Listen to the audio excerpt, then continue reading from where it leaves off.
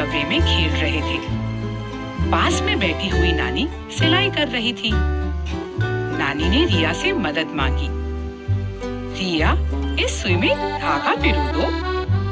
रिया ने नानी से सुई धागा लिया और कोशिश करने लगी, किंतु बहुत कोशिश के बाद भी रिया सुई में धागा नहीं डाल पाई। रिया बोली, नानी, मुझसे नहीं हो रहा, आप ही कीजिए ना। उधर अजय और रोहन ताश के पत्तों से घर बनाने की कोशिश कर रहे थे। पत्ते टिक ही नहीं रहे थे, बार बार गिर जाते थे। अजय झुंझला उठा, उफ, यह बहुत मुश्किल है, मुझसे नहीं होगा। नानी मुस्कुराई और बोली, बच्चों, मेरे पास आओ, मैं तुम्हें बुद्धू और जंगल के जानवरों की एक कहानी सुनाती हूँ। एडी गॉर्जी, हम्पी, एजे और डीजे स्केटबोर्ड पर खूब मस्ती कर रहे थे। स्केटबोर्ड चलाने में वे सब के सब अव्वल थे, एक डीजे को छोड़कर। डीजे को भी स्केटबोर्ड चलाना उतना ही अच्छा लगता था जितना कि औरों को, लेकिन स्केटबोर्ड चलाने में वह ज्यादा होशियार नहीं था।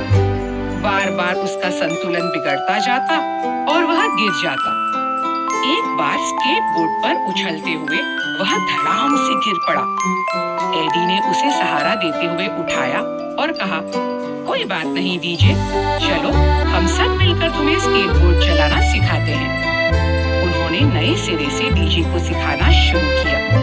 अब वह भी अपने दोस्तों के साथ स्केटबोर्ड जोरों से चलाने लगा।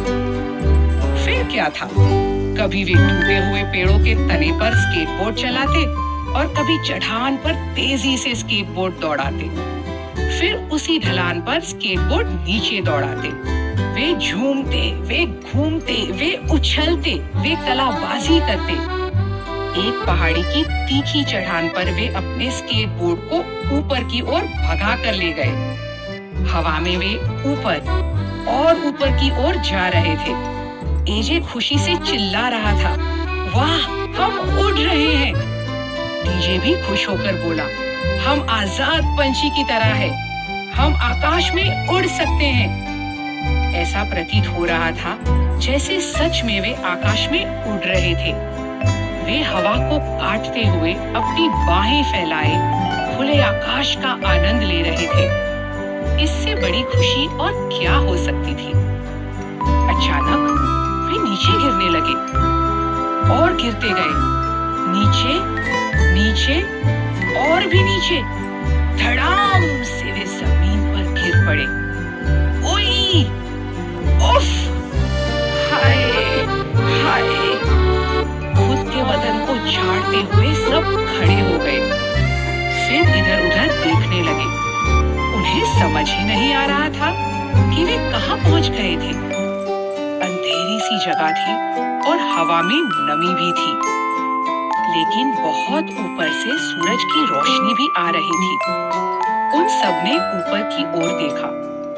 चिंतित हम्पी बोला, लगता है हम किसी गहरे कुएं में गिर चुके हैं। एजे अपना सिर खुजलाते हुए पूछने लगा, अब यहाँ से हम कैसे निकलेंगे? यह तो बड़ी मुसीबत खड़ी हो गई है। फिर गौरजी बोला, कोई रास्ता जल्द ही ढूंढना पड़ेगा, वरना हम यहाँ कई दिनों तक फंसे रहेंगे। डीजे ने कहा, चलो फिर चढ़ने की कोशिश करते हैं। एडी तुरंत कुएं की दीवार तक गया और उसने चढ़ना आरंभ किया। एजे भी उसके पीछे चल पड़ा। दीवार पर उभरे हुए पत्थरों को पकड़ते हुए वे खुद को ऊपर की ओर खींचते चले गए, लेकिन पत्थरों पर काफी फिसलन थी। सहारा लेने के लिए एजे ने एडी के पैर को पकड़ लिया। धत तेरी! दोनों फिसलकर धड़ाम से नीचे गिर पड़े। एक बार मुझे कोशिश करने दो, ऐसा कहते हुए डीजे ने ऊपर चढ़ना आरंभ किया। उभरे हुए पत्थरों के सहारे वह ऊपर चढ़ता गया।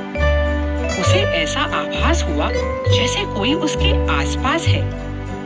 डीजे ने इधर उधर देखने की कोशिश की। अचंभा! सोचो तो, वहाँ कौन था? वह था मकड़ी जाति वाला मकड़ू। एक समय था जब पांचों दोस्त मकड़ू से बहुत डरते थे। लेकिन मकड़ू को डीजे की आवाज बहुत पसंद थी और उसने डीजे को अपना गुरु बना लिया था। चौंका हुआ डीजे बोल उठा, मकड़ू तुम यहाँ क्या कर रहे हो? मकड़ू की सांस चढ़ी हुई थी। वह बोला, अरे गुरुजी, आप और यहाँ ठहरिए, मैं चढ़ने में आपकी मदद करता हूँ। मकड़ू ने अपनी पूरी ताकत से डीजे को धक्का देना शुरू किया। छोटे से मकड़ू के लिए डीजे बहुत भारी था। दोनों की पकड़ ढीली पड़ गई। वे दोनों धड़ाम से नीचे जमीन पर गिर गए। डीजे ने कहा, अरे मकड़ू, मेरे कारण तुम भी नीचे गिर गए, मुझे माफ कर दो। उत्तर में मकड़ू बोला, कोई बात नहीं सर, मैं पहली बार थोड़े ही गिरा हूँ। पिछले 4 दिनों से मैं यहाँ फंसा हुआ हूँ। यहाँ से निकलने के लिए भरपूर कोशिश किए जा रहा हूँ और कई बार गिर भी चुका हूँ। एडी आश्चर्यचकित होकर बोला, 4 दिन? लेकिन पहले यह बताओ कि तुम यहाँ पहुँचे कैसे? मकड़ू ने समझाया, मैं पहाड़ी पर खेल रहा था, तेज हवा आई और मुझे उड़ाकर यहाँ गिरा गई। दुखी मन से गौरजी बोला, और हम स्केटिंग करते हुए यहाँ आ गिरे। अब सबको चिंता होने लगी। एजे ने हताश स्वर में कहा, जब इतनी कोशिशों के बाद मकड़ू सफल नहीं हुआ, तब हम कैसे सफल हो पाएंगे? अब कुछ नहीं हो सकता। एजे की बात से मकड़ू सहमत नहीं था। वह बोला, मैं हार मानने वाला नहीं हूँ, मेरा इरादा पक्का है, मुझे यहाँ से बाहर निकलना ही है।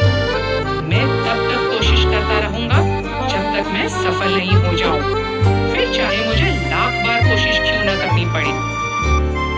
एडी, हम्पी, गौरजी, एजे और डीजे मकड़ू की हिम्मत और पक्के इरादे से बहुत प्रभावित हुए। वे सब एक दूसरे के पास आए। एक दूसरे के कंधे पर हाथ रखकर सबने साथ कहा, हम हैं अद्भुत 5। अगर हम कुछ करना चाहेंगे तो हमें कोई भी रोक नहीं सकता। जोश से भरकर वे दोबारा कोशिश करने के लिए तैयार हुए। वे कुएं की दीवार के पास जा खड़े हुए। ऊपर की ओर देखा तो किसी पेड़ की एक बेल नीचे लटक रही थी। एडी ने सबसे कहा, चलो हम सब मकड़ू को ऊपर चढ़ने के लिए सहारा देते हैं, फिर वह उस बेल तक पहुंच सकता है। एक बार बेल उसकी पकड़ में आ गई, तब वह उसके सहारे बाहर निकल जाएगा। पांचों ने मीनार जैसा स्तंभ बनाया और मकड़ू उनके कंधों पर चढ़ गया। अब पेड़ की बेल उसकी पहुंच के पास थी। मकड़ू ने लंबी छलांग लगाई और एक ही झटके में बेल के पास पहुंच गया। उसने बेल पकड़ी और उससे लिपट गया। बेल के सहारे पलक झपकते ही वह कुएं से बाहर निकल गया। अब मकड़ू को केवल एक छोटा सा काम करना था। एडी और उसके दोस्त जो गहरे कुएं में फंसे हुए थे, उनके लिए नीचे कुछ मदद भेजनी थी। उसने एक तगड़ी बेल ढूंढी। अपनी पूरी ताकत से मकड़ू ने वह बेल कुएं में फेंक दी। वाह! बेल कुएं के तले तक आसानी से पहुंच गई। एक के बाद एक पांचों दोस्त कुएं के बाहर आ गए। डीजे ने कहा, मकड़ू, तुमने हमें हार न मानने की प्रेरणा दी। आज से हम तुम्हें सर कहेंगे। डीजे के चारों दोस्त उससे सहमत थे। वे एक साथ बोल उठे, बिल्कुल सही। इतनी प्रशंसा पाकर मकड़ू के गाल शर्म से लाल हो गए। फिर भी मन ही मन वह खुश था। उसके दोस्त भी खुश और सुरक्षित थे।